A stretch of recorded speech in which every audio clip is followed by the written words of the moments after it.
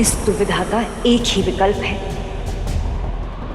कि आप गंगा देवी का प्रेम विवाह के रूप में ले लें, विवाह के रूप में ले लें, विवाह में।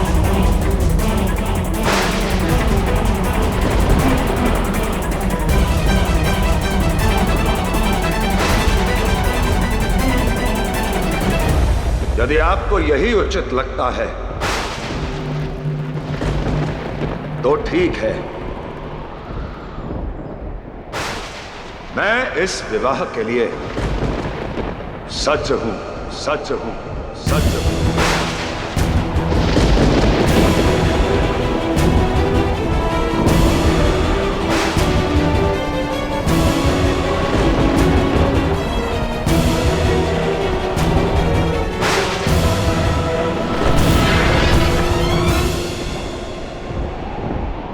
महादेव, ये आप क्या अनर्थ करने जा रहे हैं?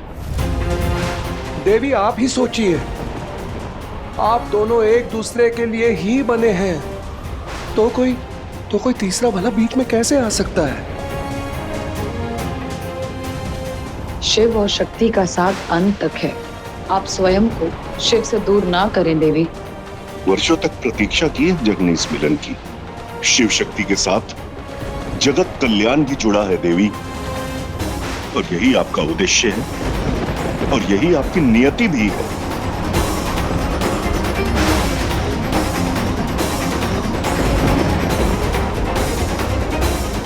देव ऋषि, देवतागण,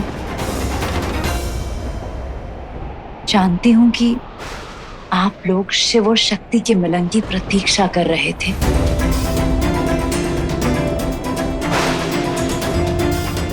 मेरी आप सबसे ये विनती है कि कृपया आप लोग इस संदर्भ में ना बोलें। ये मेरा और शिव का आपस का विषय है।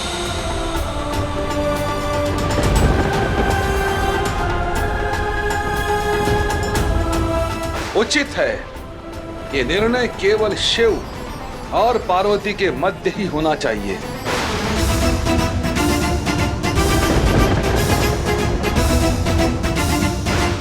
चलिए शिव, शिव और शक्ति नियति के निर्णायक हैं और हम अपनी नियति स्वयं लिखेंगे।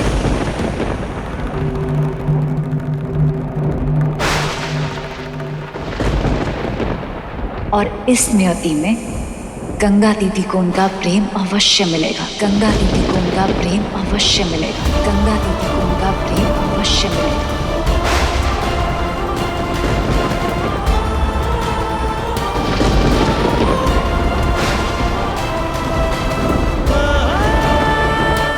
यही मेरा निर्णय है और इसे आपको स्वीकार करना होगा।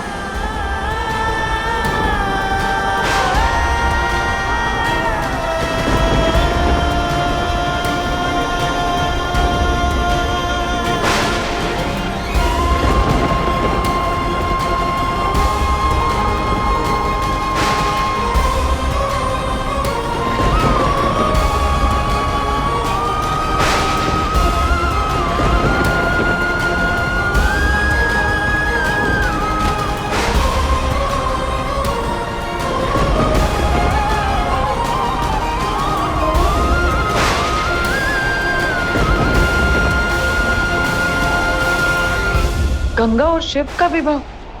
नहीं, ये उचित नहीं है। अब हम इस अनर्थ को होने से कैसे रोकें? नारायण, समस्या कितनी ही विकट क्यों ना हो, उसका प्रभावी समाधान आप ही ढूंढ सकते हैं। हाँ नारायण, अब आप ही इस समस्या का कोई हल निकालिए। हल तो सामने है देवी सरस्वती। त्याग का उत्तर सदैव त्याग ही होता है। एक त्याग देवी पार्वती कर रही हैं अपने बहन के लिए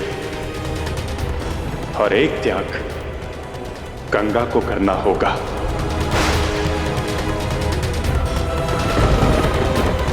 त्याग?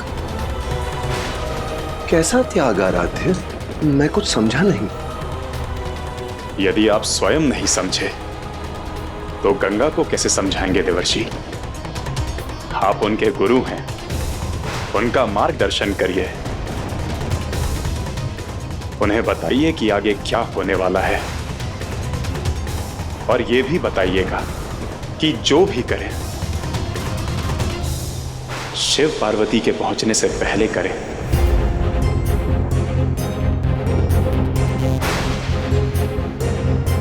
क्योंकि समय है एक बूंद जितना अल, और निर्णय भाव सागर जितना विशाल। समझ गए आराध्य।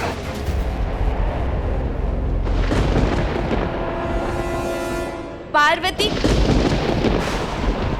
पार्वती कहाँ हो तुम? गंगा, आप जिस पार्वती की खोज में लीन हैं, वह आप ही की ओर आ रही है। देवऋषि,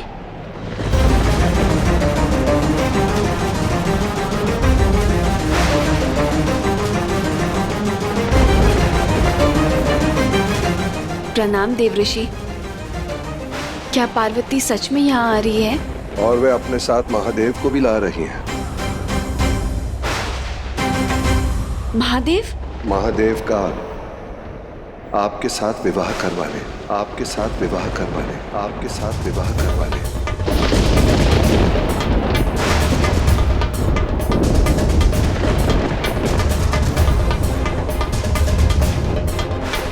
नहीं नहीं नहीं, उचित नहीं है। मैं समझाऊंगी पार्वती को। मैं ये विवाह नहीं कर सकती, कदापि नहीं।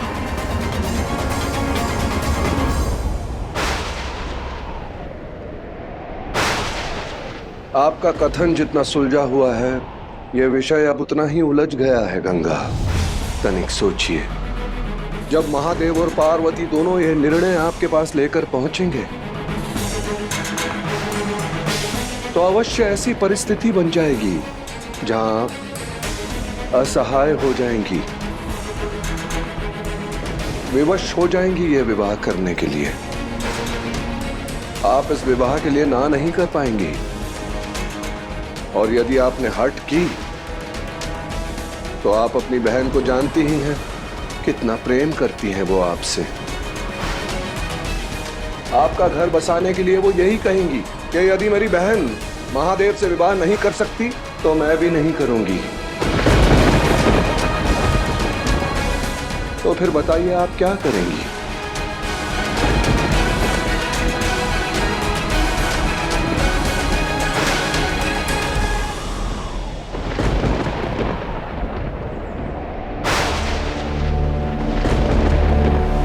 हर हर महादेव, राजकुमारी पार्वती की जय हो।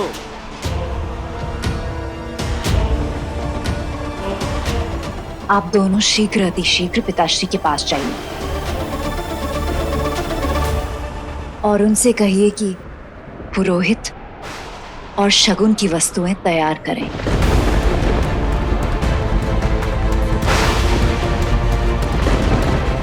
हिमालय में शीघ्र ही विवाह के मंत्र गूंजने वाले हैं। जो आज्ञा राजकुमारी।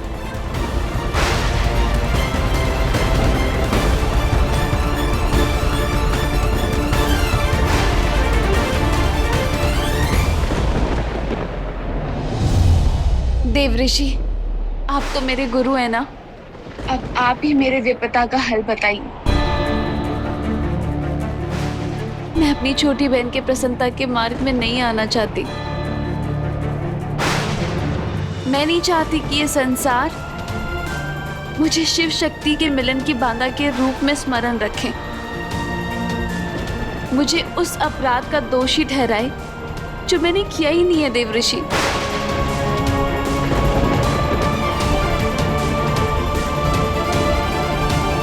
जगत कल्याण के लिए, शिव और शक्ति के मिलन के लिए, उनके अस्तित्व को जीवित रखने के लिए आपके पास केवल एक ही मार्ग है गंगा, केवल एक ही मार्ग है गंगा, केवल एक ही मार्ग है गंगा।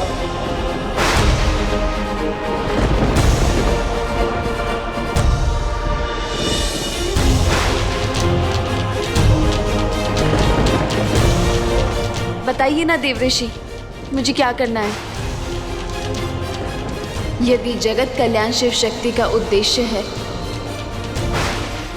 तो मेरा उद्देश्य उन्हें मिलाना है। मेरा उद्देश्य उन्हें मिलाना है।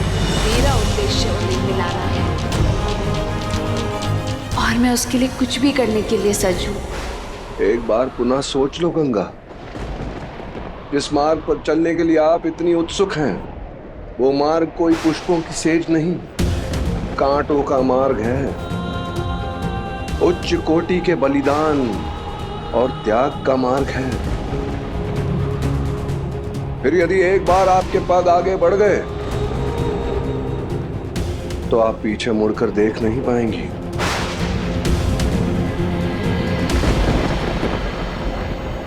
देवऋषि, ये प्रश्न मेरी बहन के सुख का है, उसके प्रेम का है। आप बस बताइए मुझे क्या करना होगा।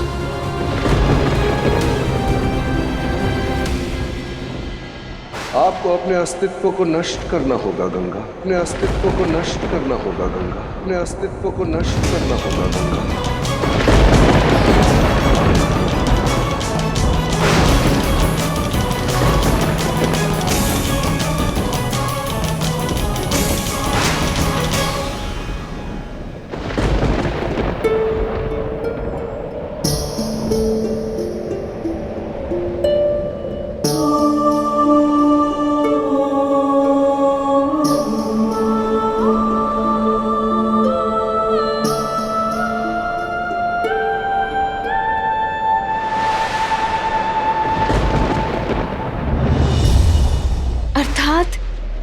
मैं स्वयं को समाप्त कर दूं?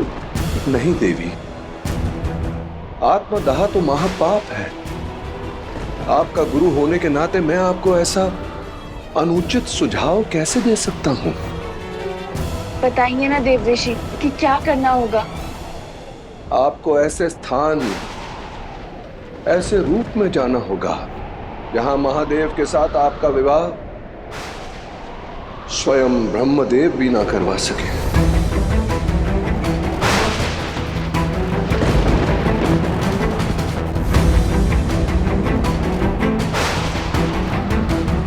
देवऋषि, यूं पहेलियां ना बुझाइए, मुझे स्पष्ट शब्दों में बताइए कि मुझे क्या करना होगा। देवऋषि, मेरा मन बहुत अधीर हो रहा है, बताइए ना। इस विपदा का हल आपको स्वयं ढूंढना होगा देवी।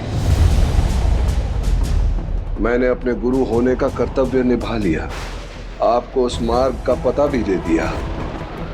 अब उसको खोजना आपका उत्तरदायित्व है। मैं तो केवल आपको आशीर्वाद दे सकता हूं कि आपको सफलता प्राप्त हो। किंतु आपके पास केवल एक ही मार्ग है गंगा। आपको अपने अस्तित्व को नष्ट करना होगा गंगा। प्रेम दिखे जब अंतर मन का,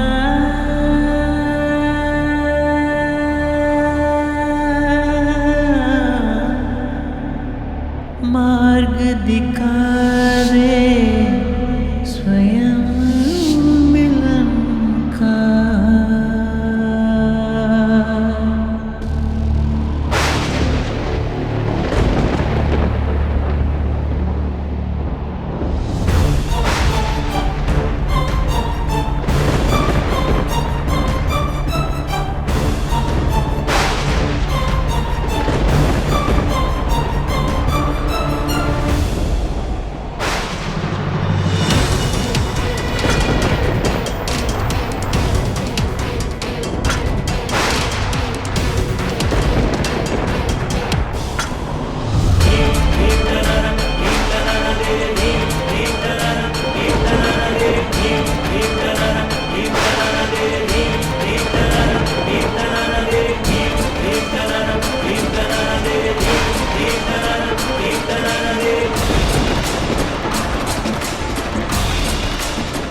ब्रह्मदेव,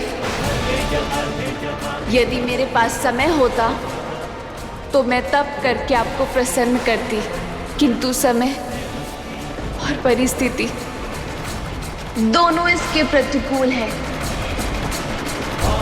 इससे पहले कि शिव और पार्वती यहाँ आए, मुझे आपके दर्शन पाने हैं ब्रह्मदेव। मुझे आपसे अपने जीवन का आखिरी वर चाहिए ब्रह्मदेव।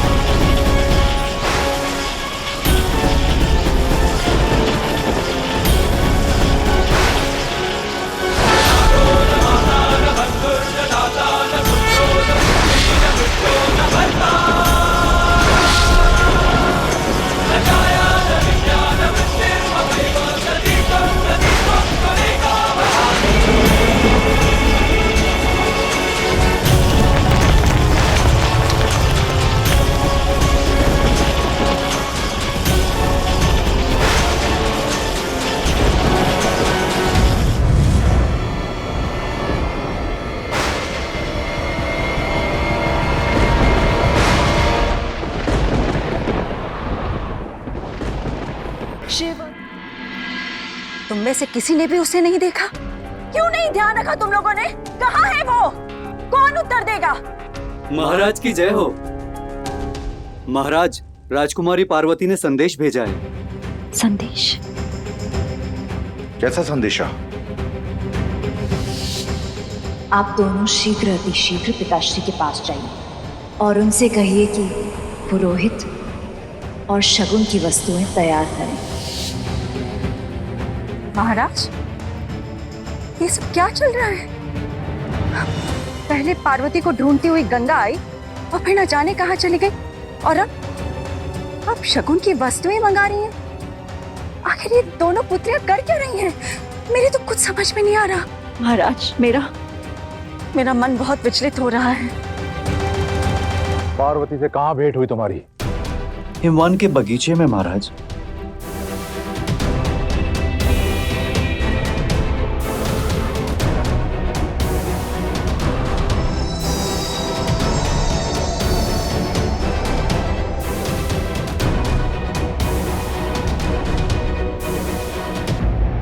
महादेव।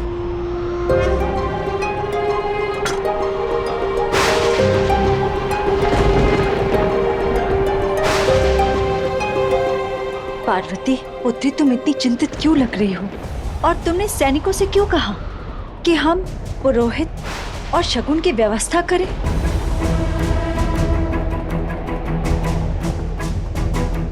पार्वती, उत्तर दो। क्या हुआ पुत्री, तुम उत्तर क्यों नहीं दे रही? तुम्हारा ये मौन रहना मुझे भयभीत कर रहा है। बोलो पुत्री, उत्तर दो। इसका उत्तर मैं देता हूं।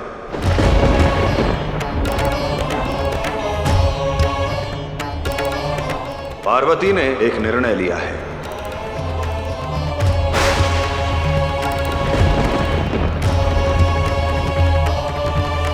देवी पार्वती चाहती हैं कि मेरा विवाह गंगा से हो। क्या?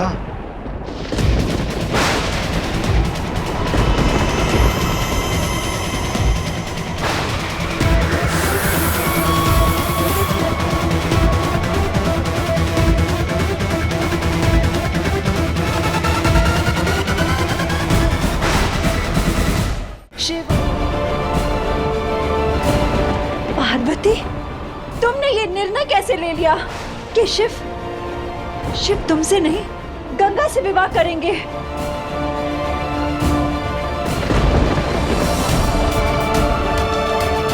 नियति से मत खेलो पुत्री, कहीं तुम्हारा ये निर्णय किसी अनर्थ को न्योता ना दे दे। पार्वती, तुमने ये निर्णय लिया कैसे पुत्री? क्यों लिया? क्योंकि आपकी पुत्री गंगा शिव से प्रेम करती है।